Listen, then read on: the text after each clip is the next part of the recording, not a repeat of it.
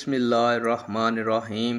الصلاۃ والسلام علیک یا رسول اللہ وعلی آلک واصحابک یا حبیب اللہ۔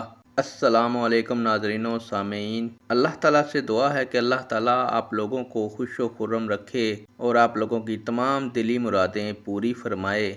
آج کی ویڈیو کا عنوان ہے تصوف کیا ہے۔ امید کروں گا کہ یہ معلومات آپ کے علم میں اضافہ فرمائے گی اور آپ اس ویڈیو کو شیئر کریں گے، چینل کو سبسکرائب کریں گے تاکہ دوسرے لوگ بھی اس معلومات سے مستفید ہو سکیں۔ بڑھتے ہیں ویڈیو کی جانب۔ تصوف کیا ہے؟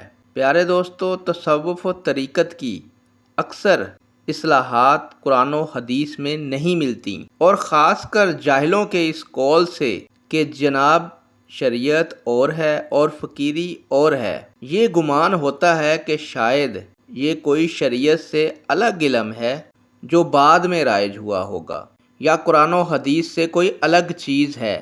نہیں جناب، ایسا نہیں، ایسا ہرگز نہیں ہے، بلکہ پیارے دوستو، فقر و تصوف اسلام کی وہ روح رواں ہے جس کے بغیر تمام اعمال محض تکلف و ریاکاری کے ہو کر رہ جاتے ہیں۔ دین اسلام بندوں کے لیے کامل ترین اور جامع ترین پیام رحمت ہے، جو جسمانی، روحانی، اخلاقی، معاشرتی، انفرادی و اجتماعی تمام ضرورتوں کا کفیل ہے۔ لیکن خدا شناسی یعنی تقویٰ اس کا اصل مقصد ہے، جس پر خاص طور پر زور دیا گیا ہے، اور یہی تصوف ہے۔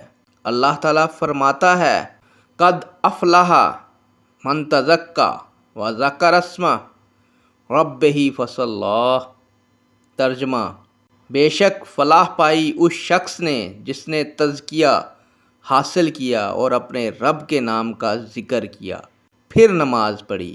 نیک دعاؤں کے ساتھ آپ سے اجازت چاہوں گا۔ اللہ تعالیٰ آپ لوگوں کو صحت و تندرستی عطا فرمائے اور آپ لوگوں کی تمام مرادیں پوری فرمائے۔ اللہ حافظ۔